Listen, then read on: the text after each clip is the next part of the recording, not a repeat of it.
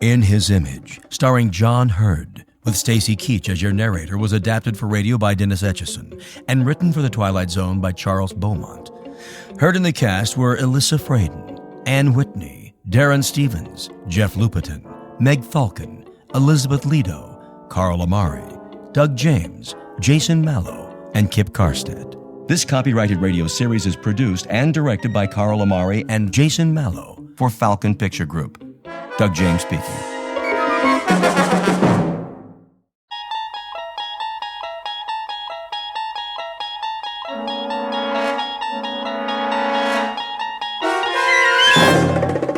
You unlock this door with the key of imagination. Beyond it is another dimension, a dimension of sound, a dimension of sight, a dimension of mind. You're moving into a land of both shadow and substance, of things and ideas. You've just crossed over into the Twilight Zone.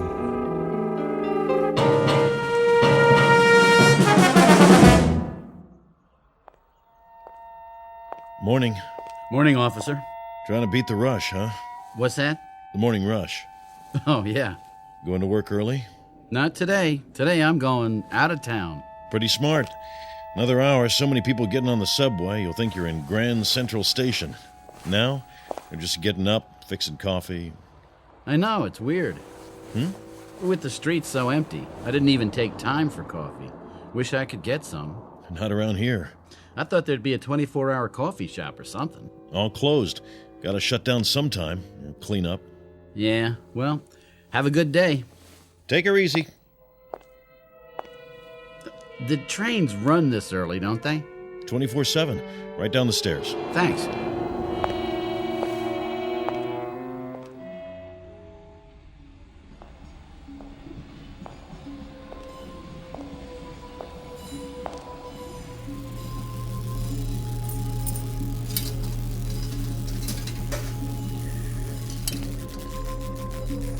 What's that sound? Young man, Oh, sorry, I didn't see you. are you sick, young man? Me? You look sick. My husband looked like that just before he died. All white and pasty. I'm all right. Just what he said. The same words. I'm all right. Went to bed. Next morning there he was, sprawled out, dead. You don't drink, do you? No. That's what killed my Jack. I told him it was the devil's work, but he wouldn't listen. And look where he is now. Is that right? Oh, the devil's all around us, mister. And if we don't fight him, if we don't stand up to him, we'll suffer eternal torment. I'm sure you're right. I know I am. And I'll tell you how I know. It was a Sunday. I was ironing, if you please, and that's when it happened. The good Lord's own sweet voice, like an electricity shock. I was revelated. Oh, praise him, mister, and praise his good works. I will. Do you read the good book? Yeah, all the time. Oh, sure you're telling the truth now. We may be underground, but he hears every word. I have to go. The train's coming. I don't hear any train. Leviticus chapter 5, verse 2. Perfect. You're perfect. What? Or if a soul touch any unclean thing, whether it be a carcass of an unclean beast, or a carcass of unclean cattle, or the carcass of unclean creeping things, and if it be hidden from him, he shall also be unclean and guilty. If you're not perfect, then kill, and end it now. Please. Don't you want to be saved? No, I just want to be left alone. We're never alone. Don't you know that? He's with us all the time, and he'll help us if we only let him. But we've got to be saved first. Read this pamphlet. All right. The devil means to have you, but I won't let him. I'll fight with you, mister. My train. The train to glory. Get on board. Stop, please, stop. Listen to me. It's your salvation. Kill. Get away from me. What are you doing? Stop. No.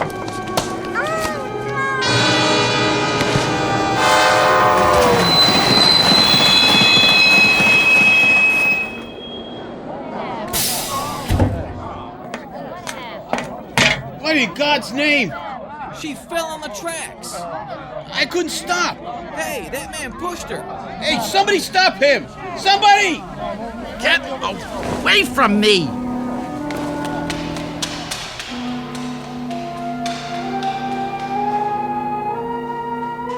Incident in a subway station.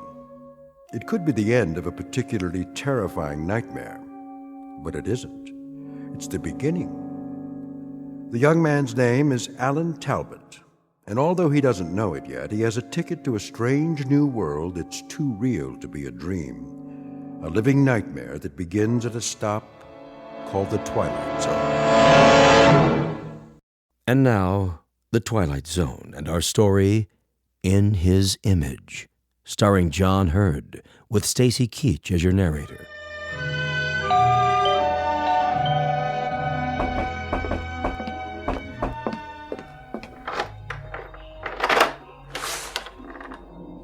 Yes? Sorry to bother you, ma'am, but see, I belong to the Junior Woodchucks, and if you'll just buy a 10-year subscription to the Ladies' Home Companion, I'll get to go to summer camp. What do you think? I think you'd better come in. Okay. Hi. Hi. Ready? And willing. Surprised? A little. Come here. Hey, now, Tiger. I told you there are lines I don't cross. I know. I was gonna wait till we got married, but I lost my self-control for a second. Well, you look around for it while I pour the coffee. Thanks. How come so late? Who's late? You are. What, 5 minutes? Try 45. Ooh, honey, I told you to get rid of that sundial. Okay, so you overslept. Just remember, leaving at 6 a.m. wasn't my idea. Look, I did not oversleep. I left the hotel at 4:30, got on a subway train, got off the subway, and came here. Therefore, you must have stopped off for a couple of short beers. It's now 6:45. Look at your watch. See? Yeah, I see. But I don't understand. I do. You were enjoying those last moments of freedom. Uh-oh. Uh-oh, what? Well, you said you wanted to bring some food along, so I roasted us a chicken.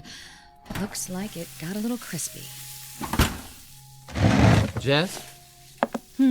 Are you sure? What do you mean? You know what you're doing? Of course I do.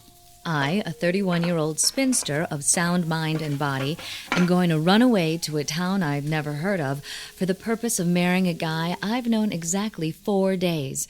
Anything odd about that? I'm serious. So am I. I mean, shouldn't you get to know a little more about me? Like what? I know that your name is Alan Talbot. I know that you live in Coralville, New York, in a big white house surrounded by rose bushes and trees. I know that you do scientific research on some kind of weapons device for the government. Not weapons, computer electronics. See? Already you're romanticizing me. Don't interrupt. You are visiting New York City for the pure morbid pleasure of it, currently rooming at the Chesterfield Inn.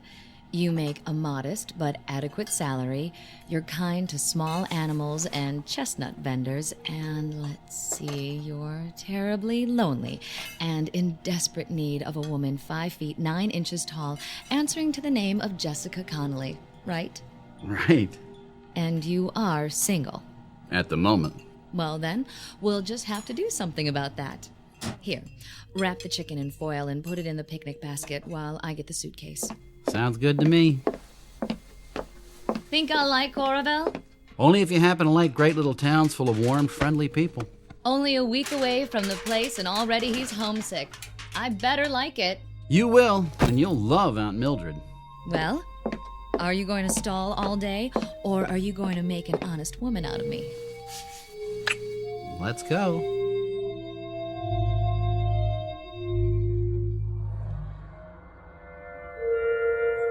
We must be nearly there, if you gave me the right directions. Alan? No. Go on then, sleep. You need it. Walter, no. Alan? No. It isn't right. Send me back.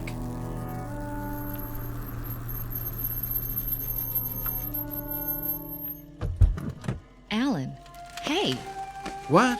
What? Huh? What's the matter? you were having a nightmare. I was? Must have been the chicken. You didn't care for it? I didn't tell you, but chicken doesn't care much for me. From the way you were thrashing around, I'd say it hates you. Who's Walter? Who's who? You kept yelling, Walter. Well, this isn't the best time to tell you, but he happens to be my brother. Oh? Well, I didn't know you had a brother. Yeah, tragic case. We keep him locked up in the cellar, and I don't like to think about it. Alan, you idiot. Actually, I don't know any Walter.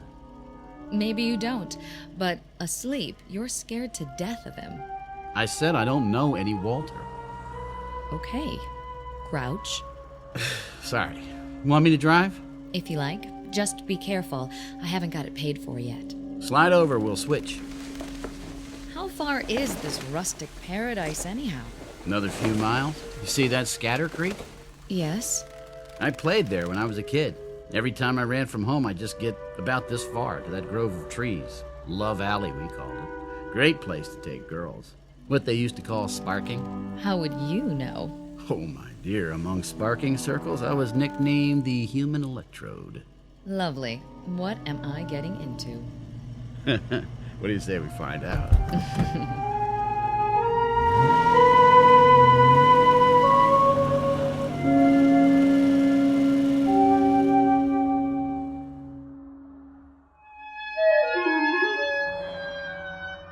Here we are. Coraville. Population 3,250. Sounds cozy. It is. That's the town square up ahead. Alan, it's beautiful. Didn't I tell you? A little village. It reminds me of West Hampton. Trees, shops. Oh, look at that old hotel. That's the New Brunswick. Got an ice cream parlor and a magazine rack. You can get cigarettes there, too, if you can prove you're 21. Mr. Van Brook's very strict about that. Think I could pass? Maybe not. And over there, to the right, you can't see it from here, but the library's down Oak Street.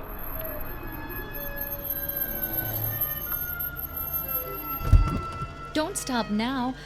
I want to see all of it. Alan?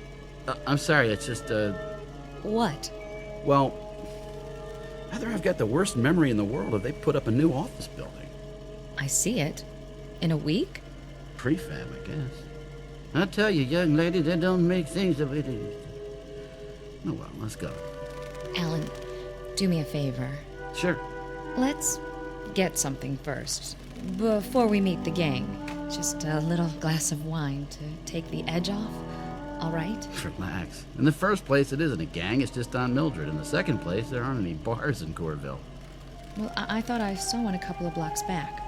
Nope. Nearest place is Temple, 15 miles away. How about a coffee? I guess that'll have to do.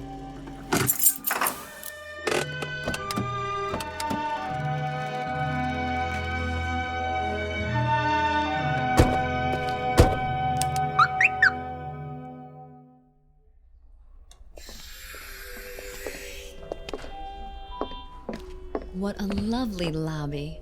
Is this the way you remember it? Well, Something I could do for you folks? where's the restaurant? 4 doors down, Kelsey's Cafe. I mean the one here. What happened? You close it up? Never had one here, just the hotel. This is New Brunswick, isn't it? Yes, sir. I see. I know how absent-minded you scientists are, so you won't mind me asking, are you sure we're in the right town? Yes, I'm sure. Well, don't snap at me. Sorry. Look, Jess, let's just go on home, my home, and get something there. Anything you say. Is that your Mr. Brooks behind the counter? No, I don't know who he is. It's like 20 years have gone by or something. Everything's different. I think you're just looking at things in a new way for the first time. I've lived near Times Square all my life, but I don't think I've really seen it for years.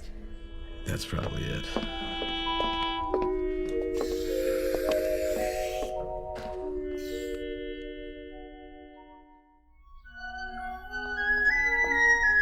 Now that's a classic house. 2 stories, Cape Cod style. And there are the trees and rose bushes. Yeah, that's more like it. I'd recognize that anywhere. Like it? And what if I didn't? Of course I do after listening to you. It's charming. Almost home. First thing we'll do is paint it pink. Why not purple? That'll work. The key must be bent. Aunt Mildred! Aunt Mildred! Hey, you're gonna shake up the whole neighborhood. Got to. She's hard of hearing. What do you want? I'm Alan Talbot. So? So, I happen to live here. Would you mind telling me who you are and what you're doing in my house? Are you crazy? Just a minute. Where's my aunt? Who? Mildred Talbot? Now, mister, you listen to me. You made some kind of mistake. I live here. I've lived here for 9 years. Bought the place from Gerald Butler. I've got the deed to prove it. I don't know anybody named Mildred, and I don't know you. Now get off of my property or I'll call the sheriff. Wait! What is going on? Alan? Alan?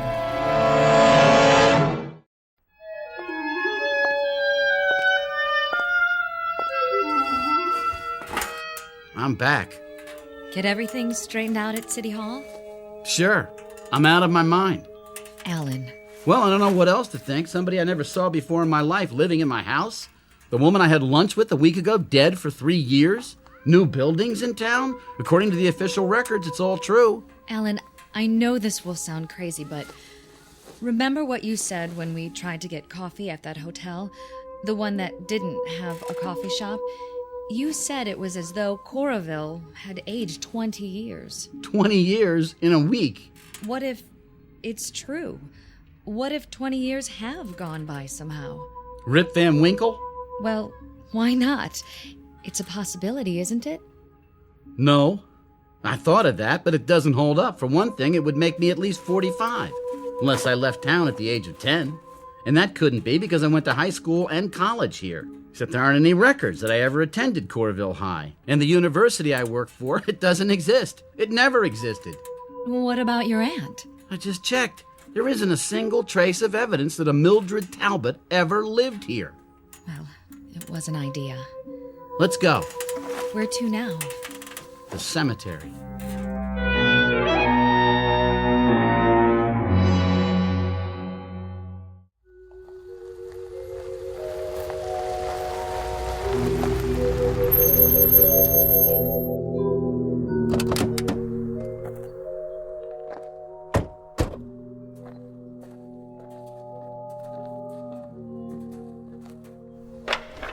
Good.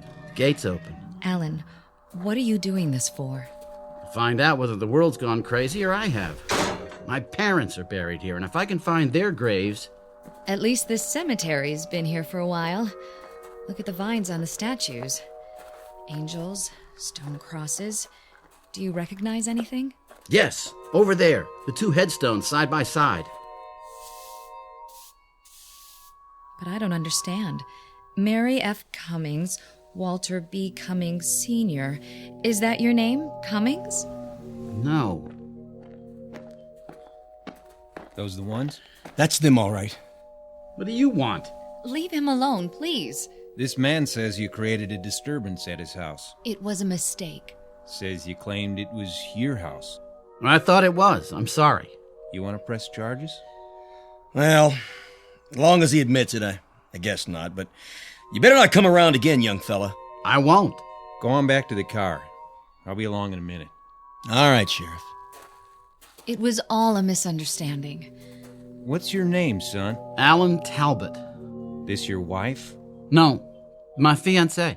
Well, Mr. Talbot, want to tell me what you're doing in Coorville? You're the sheriff? That's right. And I suppose you never heard of Carl Jasperson. Sure I heard of him. He's the man I replaced. You know him? He's my godfather.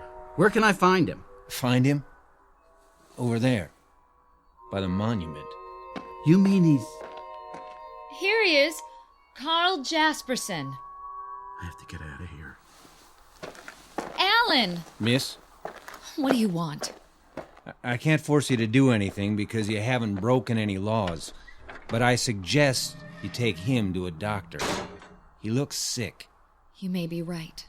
Ain't my business, but the way he was staring at those graves. Is he kin to Walter Cummings? I don't know. Now, if you'll excuse me.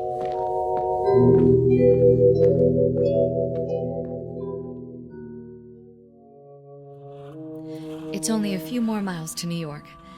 How do you feel? Alan? Alan, don't shut me out. I don't have anything to say. Honey, there's a rational explanation for all of this. There has to be. Dr. Matthews had a patient once who couldn't even remember her own name. Please don't humor me. She had no idea where she was or how she got there. When Dr. Matthews talked to her, she couldn't remember a thing about her life. But 2 weeks of treatment and she was all right again. It was a form of amnesia. You'll like Dr. Matthews. Then kill. You must kill. Wrong, Walter. Wrong. And he treated Sandy, my roommate. I don't know whether I told you about her. But anyway, she had a breakdown and... Stop the car. Are you going to be sick? Yes, stop the car.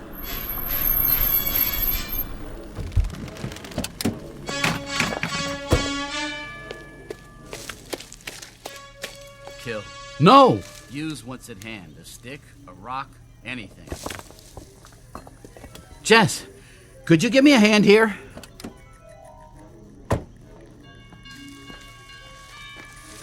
Where are you? Over here. What is it? No, don't come any closer. What? Stay away from me. Get back in the car and drive away as fast as you can. Alan, why are you holding that rock in your hand? I'll see you at your apartment. But how will you get there? Never mind, just go. For God's sake. Jess, go. Now. If that's what you want. Run before I... Kill. Kill. No! Jess. Oh, Jess. Jess.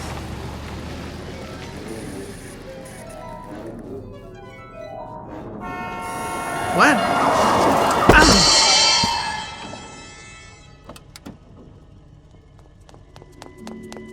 Mister, are you all right? I didn't see you, honest. I came over the hill and... Hey, mister, can you stand up?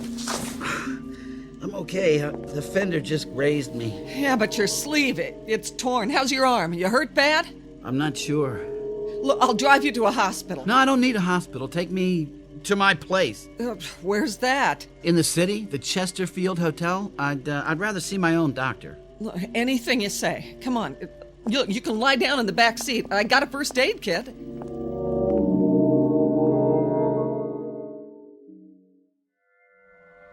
Look, is that a bad cut? No.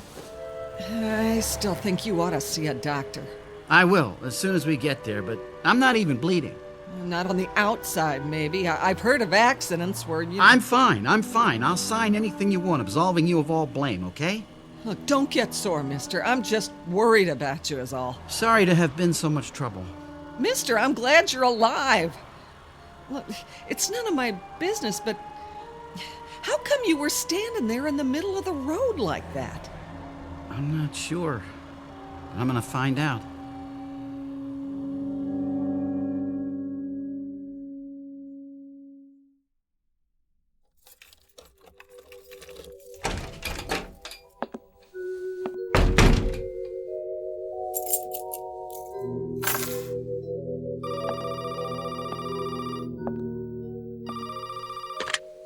Yes? Alan? Oh, darling. I've been calling every 15 minutes. I'm so worried about you. Are you all right? I think so. I scraped my arm after you left, but I've got a bandage on it. Looks fine. Oh, Alan, are you sure? Yes, there's no bleeding. How did you get home? I caught a ride. Listen, Jess, why don't you just forget about me? I don't understand what's going on and... You listen, Alan. I've made an appointment with Dr. Matthews for tomorrow morning. I'll pick you up at the hotel at 9:30. You'd do that after everything that's happened? You bet your life I would. Look, Mr. Talbot, I didn't plan to fall in love with you, but I did, and I'm stuck with it. for better or worse. Thank you. That means a lot. Want me to come over? No, I'd like to be alone, think things through. I'll see you in the morning. Good night, Jess. Good night, darling. And try not to worry. It's going to be all right. There it is again. The noise. The noise. Where's it coming from? Where? My arm. What's wrong with my arm? Oh, no blood. Let's take off this bandage and see.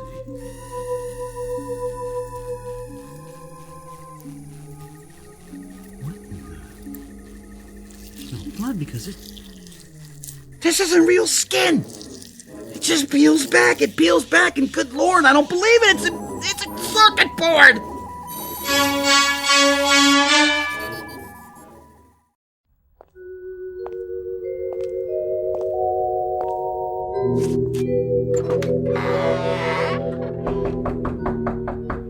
Hello?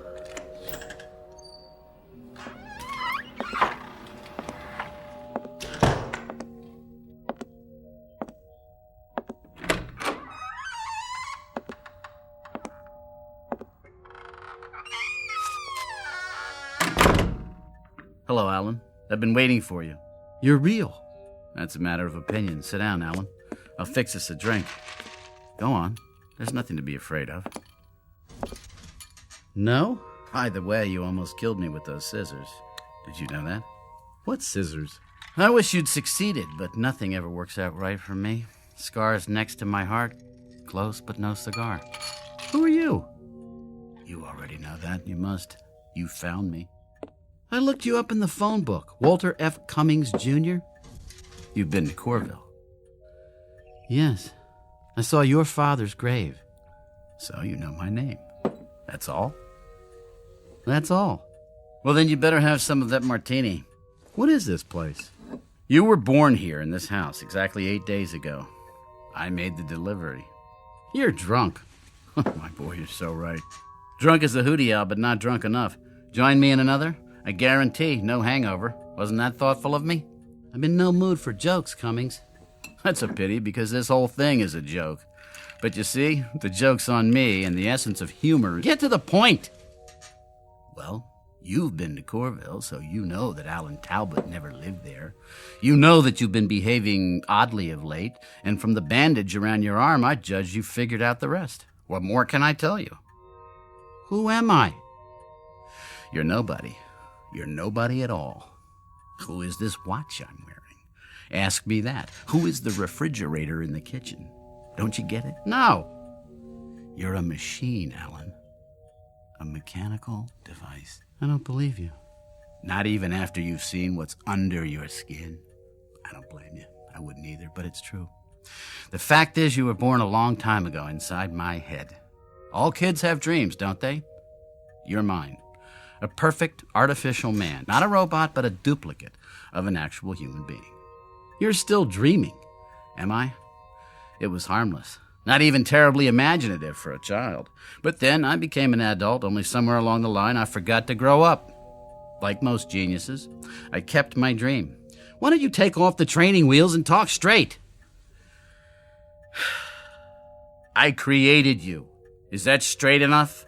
You're not only drunk, you're crazy. Then how would you explain the circuits in your arm instead of flesh and blood? A prosthetic arm? I don't know. You expect me to believe I'm a machine? It's ridiculous. I eat, I drink, I sleep. I just told you I wanted a perfect creation. Come with me, Alan. Where? Downstairs. Let's call it the delivery room. You didn't think I whipped you up in my living room, did you?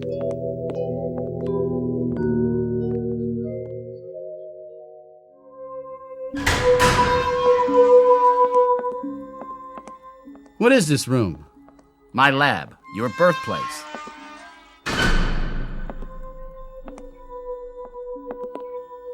Over here, Alan. On the gurneys. Go ahead. Lift the sheets. No? Let me do it for you. What are they? Your brothers. Alan Talbot the first and Alan Talbot the second. You were number 3 in this batch. Hard to tell them apart, I know. They're only partially formed. I didn't add the finishing touches like circuitry. Call them factory rejects. Where'd you get the money for all this? Told you, I'm a genius. When I saw how much money I'd need, I developed a new kind of microchip. They turn out 300,000 or 400,000 a year. I get royalties. Money was the least of it. The failures, though. The failures, they were bad. I can't tell you how many times I had to start over. And you did it all by yourself? I'm afraid the day of the lone inventor is past. I had some of the best scientific minds in the world working for me. But of course they didn't take the project seriously. It was just a game to them. How to create a nervous system, how to duplicate a brain. With all its subtleties, mere reactions weren't enough. Intelligence is what I was after. My creation had to have abstract reasoning power, a past, all the intricate facets of personality multiplied by millions that make up true consciousness. Now, accomplishing this from scratch would have taken forever. So, I decided to use myself. So you're telling me I'm you? On some of your cells, I made certain impressions, my own memories, some of my talent, some of my knowledge, bits and pieces of myself. It isn't possible. I'm me. This is my body. Non-conductive plastic? Very lifelike. I've heard enough. Where are you going? Back to Corville? You lived there, of course. I gave you my memories of the town. Some of them were outdated. I left 20 years ago. What about the university? Fictitious. I had to give you a job. And Aunt Mildred? All the old women I've ever known rolled into one. After my parents died, I lived alone. The reputation as a Don Juan, I regret to say, is imaginary too. That's about it. You can fill in the rest, up to the last week anyway. What happened then? I wish I knew. Something went wrong. You attacked me with a pair of scissors and ran off. I've been unable to find you since. What went wrong? I'm not sure. But whatever it is, it's wrong with me too, because everything you know or think or feel reflects some portion of myself. And if you wanted to kill, it means part of me wants to kill. My own death wish inverted. I don't have a death wish. Everyone does. We're all potential suicides or murderers. We all have the seeds of paranoia inside of us. In giving you parts of myself, I unintentionally gave you my latent psychoses. Big ones. To put it another way, Alan, you're quite insane. Then fix me. I don't know if I can. Why not? Because, much as I hate to admit it, luck had a great deal to do with your creation. You mean I was an accident? Trial and error. It was like a blind man with a machine gun. I finally hit the target, but it was off center. I don't know if I could come that close again. I thought you were a genius. That's the story of my life. Success in the little things, failure in the big ones. I think what I really wanted was to build another Walter Cummings without the drawbacks. Sort of a reverse Jekyll and Hyde, loneliness, pain, all unknown. Alan, you were going to be perfect. That was the dream. That was the dream. A perfect version of myself. Well, there's somebody else involved. A woman. Does she know? I took her to Corville. We were going to get married there. She thinks I'm on the verge of a nervous breakdown. She's in love with me. Pretty. And intelligent. And lonely. Like you. I'm sorry, Alan. That's a great consolation. Even if I could fix you, she'd find out. How? Well, for one thing, she'd grow old and you wouldn't. For another, being a machine, you'd eventually wear out. And those things never occurred to you? I suppose I didn't think I'd succeed as well as I did. You can still make it right. I'd give anything if I could. You can. You've got the tools, the instruments. You're going to build another Alan Talbot. Too risky. Only this time, you're going to get it right. One of these blanks, the rejects, with some modifications. I don't know if I can. With all that you know now, it'll be easy. He's gonna walk out of here tonight, and he's gonna marry a girl named Jessica, and for the first time in his miserable life, he's gonna be happy. And so will she. You don't understand. The process takes too much time. There is no more time. Here, I'll write down her address. She was gonna meet me tomorrow, but she'll be home now. Take it. That's appropriate. What is? This pamphlet, The Way to Salvation? Where did you get it? Somebody gave it to me. I was in... Read this pamphlet. The devil means to have you, but I won't let him. I'll fight with you, mister, and we'll win. My train. The train to glory. Get on board. What's wrong? The noise! Make it stop! Are you hearing something? In my head, like computers and electricity! It's your circuits. They're going bad. And a train! Get on board! Walter, get on board! Your eyes. Your eyes! Get away from me! Now, Walter! Now!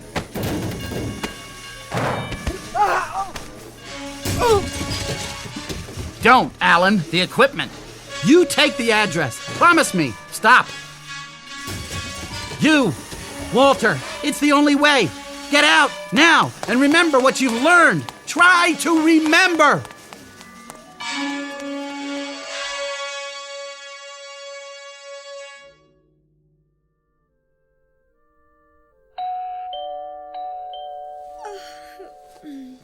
Just a minute. Who is it? I'm sorry to bother you, man, but see, like, I belong to the Junior Woodchucks, and... Alan!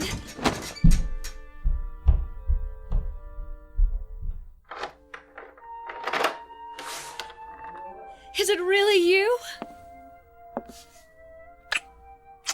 You are pretty. I've been so worried. Why are you looking at me like that? I guess I never expected to see you again. Disappointed? Amazed. I mean, after this morning. Forget this morning, I have. We're gonna start all over. But Alan... Please. It was a nightmare, that's all. Now you're awake and everything's gonna be fine. A second chance. A second chance for both of us. Do you believe that? Yes. Then so do I. If you promise you'll tell me about it someday. Someday. But now, how about a cup of coffee? Coming up. And a couple of Mother Connolly's hand-fried eggs? Well... Guaranteed to make a new man of you. In that case, yes.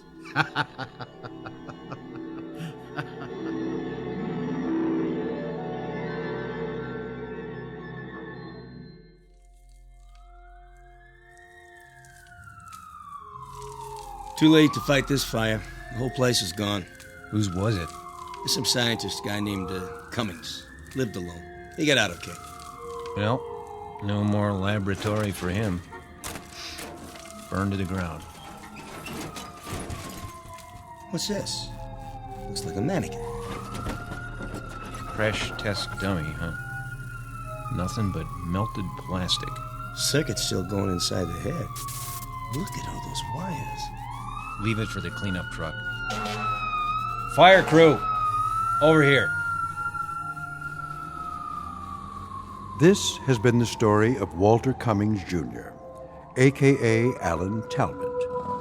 In a way, he succeeded with his life's ambition, even though the man he created was, after all, himself. But that creation is now relegated to the junk heap. One more failed experiment. While Mr. Cummings has been given another chance, for better or worse, there may be easier paths to self-improvement, but sometimes it happens that the shortest distance between 2 points is a crooked line, one that leads directly through the Twilight Zone. We'll return to the Twilight Zone after these brief messages. You are about to enter another dimension, a dimension not only of sight and sound, but of mind, a journey into a wondrous land of imagination. Next stop, the Twilight Zone. Hi, this is Stacy Keach. I'd like to take a moment to tell you about our Twilight Zone website at twilightzoneradio.com. At twilightzoneradio.com, you'll find the latest information on these Twilight Zone radio dramas, including behind-the-scenes photographs, plus the newest product releases, trivia contests, ways to contact us, other Twilight Zone-related info and merchandise, plus links to other fascinating websites. So make your next stop twilightzoneradio.com. Visit twilightzoneradio.com to purchase these Twilight Zone radio dramas on cassette and CD, or call toll-free 1-866-989-ZONE. That's 1-866-989-9663.